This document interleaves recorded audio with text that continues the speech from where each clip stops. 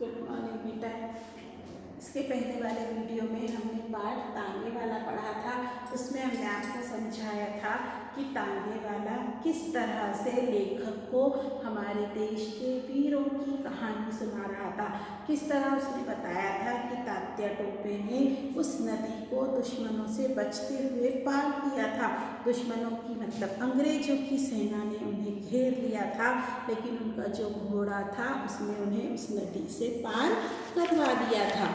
चारों तरफ से गिरने के बाद मुझे तांगे वाले के मुंह से ये इतिहास सुनकर बड़ा आश्चर्य हो रहा था और बहुत रोचक भी लग रहा था कि अरे वाह, इस तांगे वाले को भी इतनी सारी चीज़ें याद हैं।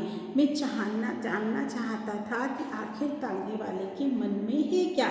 मैंने फिर पूछा फिर क्या हुआ। मैं तांगे से उतरकर उसके पीछे पीछे चलने लगा।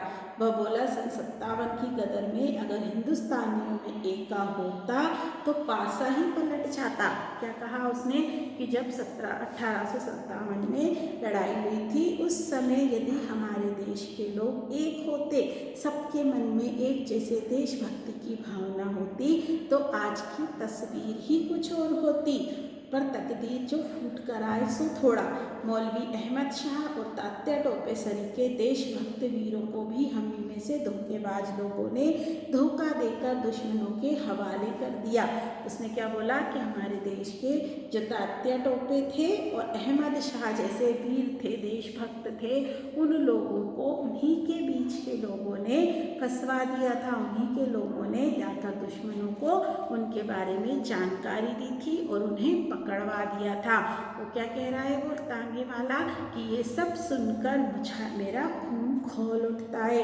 मुझे लगता है ऐसे गद्दारों को तो गोली मार देना चाहिए। तो लेखक ने पूछा, अच्छा तुम कुछ पढ़े लिखे हो क्या। वह उत्साह के साथ बोला, हुजूर बहुत कम। हिंदी अच्छी तरह पढ़ लिख लेता हूँ, अंग्रेजी भी थोड़ी जानता हूँ, पर हुजूर जब से 57 गदर का इतिहास पढ़ा और फिरंगी कैसे आए और कैसे फैल गए पूरे हिंदुस्तान में, यह जाना, तब से हुजूर मेरे मन में बदले की भावना दिन रात चलती रहती है। सरकारी नौकरी इसीलिए नहीं की मैंने। मेरे पिता डिप्टी कलेक्टर के दफ्तर में चपरासी थे। मुझे वह जगह मिल रही थी, मैंने ठोकर मार दी, माँ बाप नाराज हो गए और मैंने घर छोड़ दिया। तब से यहाँ हूँ, यह तांगा चलाता हूँ, पर तांगे पर भी किसी फिरंगी को बैठाकर तांगा ना हाँकूंगा। जब लेखक ने सोचा कि ये इतनी अच्छी अच्छी बातें कर रहा है, इसको इतनी सारी बातें मालूम है, तो इसकी कुछ जानकारी लेना चाहिए। तो उन्होंने पूछा, तुम पढ़े लिखे हो। तो उसने क्या कहा कि हाँ हुजूर, थोड़ा बहुत पढ़ा लिखा हूँ, हिंदी तो मैं अच्छे से पढ़ लेता हूँ, अंग्रेजी भी थोड़ी बहुत जानता हूँ, लेकिन जब से मैंने सन 1857 की लड़ाई के बारे में पढ़ा है, तब से मुझे बहुत गुस्सा आता है अपने ही देश के लोगों पर और अंग्रेजों पर भी, जिन लोगों ने हमारे देश पर इतने साल शासन किया और उन गद्दारों पर जिन्होंने उनका साथ दिया। उसने क्या कहा कि साहब, मेरे जो पिताजी थे वो अंग्रेज कलेक्टर के यहाँ चपरासी थे, मुझे उन्हीं की नौकरी मिल रही थी उनके बाद, लेकिन मैंने नहीं की क्योंकि मुझे अंग्रेजों की गुलामी नहीं करना है। और जब मैंने नौकरी के लिए मना करा तो मेरे माँ बाप गुस्सा हो गए, तो मैंने वो घर छोड़ दिया और तब से मैं इसी गांव में आकर तांगा चला रहा हूँ और तांगे से मैं किसी फिरंगी को भी सफ़र नहीं करवाता। अगर कोई फिरंगी आकर मेरे तांगे में बैठेगा तो मैं कभी इस तांगे को नहीं चलाऊँगा।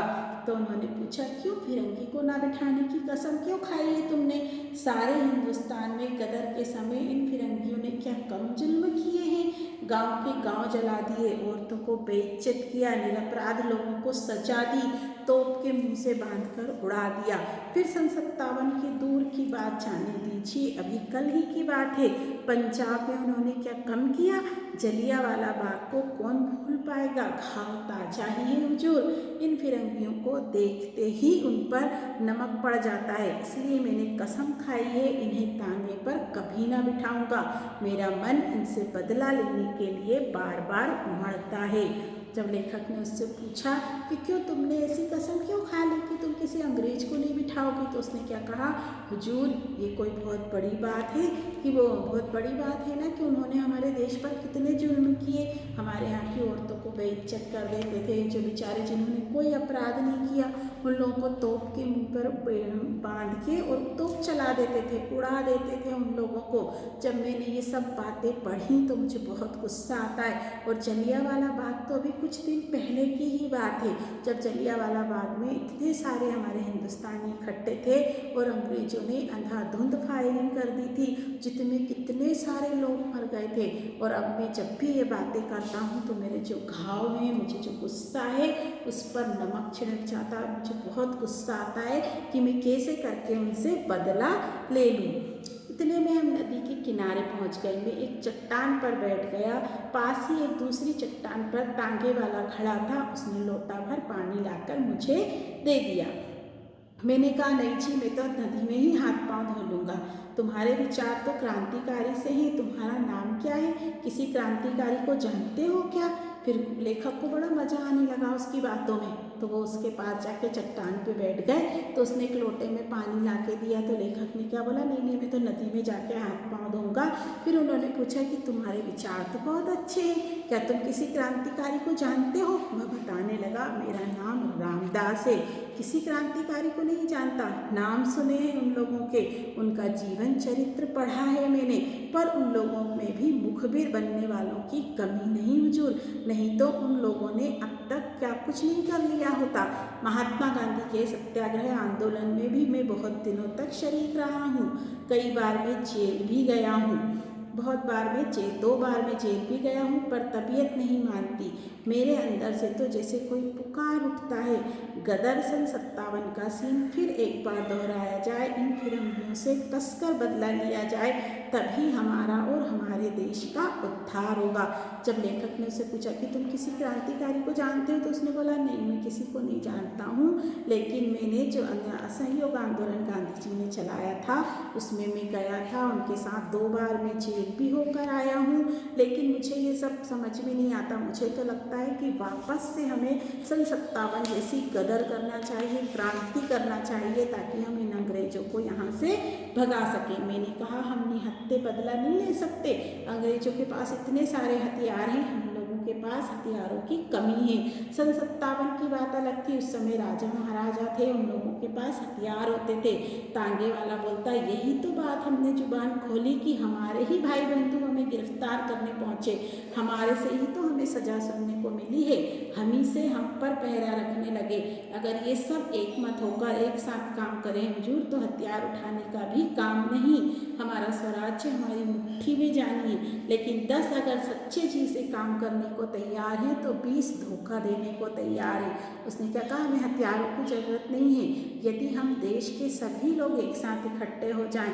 हमारे यहाँ तो क्या है, अगर कोई योजना बनाता है अंग्रेजों पे आक्रमण करने की, तो हमारे ही लोग जाके उनको सूचना दे देते हैं और हम लोगों को फंसवा देते हैं। अगर ये सब चीज़ें बंद हो जाएं, लोग अपने एक मत होकर देश के लिए लड़ने लगे, तो हम कभी भी इनको दुश्मनों को यहाँ से भगा सकते हैं।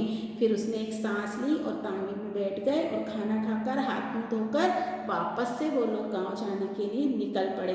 शुरू में लेखक को लग रहा था कि अरे मैं तांगे में हूँ, मेरे साथ एक कोई अच्छा आदमी होता तो मेरा सफ़र अच्छे से कट जाता, लेकिन अब उन्हें ये लग रहा था कि ये 23 मील का सफ़र कैसे पूरा हो गया, उन्हें कुछ पता ही ना पड़ा। गांव में पहुंचकर जब तांगे वाले ने मुझसे पूछा, यही गांव है, किसके मकान पर चलना है, तब मुझे समझ में आया कि अरे मेरी तो 3 मील की यात्रा ऐसे ही बातों बातों में ख़त्म हो गई। इस पाठ को किसने लिखा है? सुभद्रा कुमारी चौहान ने। उनका जन्म मध्य प्रदेश में हुआ था। अब आपको इस पाठ से क्या समझ में आया कि हमारे देश को आज़ाद कराने के लिए हमारे देश के हर एक व्यक्ति का सहयोग है। हमें लगता है हमें थोड़े बड़े बड़े लोगों के नाम याद हैं, लेकिन सच्चाई ये है कि जब हमारा देश गुलाम था और हम लोग गुलाम थे, तब हमारे देश की आम जनता भी अपनी तरफ से पूरी कोशिश करती थी कि वो कैसे भी करके देश में अपना हिस्सा, अपना योगदान दे सके, देश को अंग्रेजों से आज़ाद कराने के लिए। उसी कड़ी में ये तांगे वाला था, जो अपने तांगे में बैठने वाले हर किसी को हमारे देशभक्तों की वीर कथाएं सुनाता था, ताकि लोग उनको सुने और उनके मन में भी देश प्रेम की भावना जागृत हो, जिससे ये लेखक बहुत ज़्यादा प्रभावित हुए थे और उन्होंने उसके लिए ये पाठ ही लिख दिया। तो ऐसे थे हमारे देश के लोग। Thank you.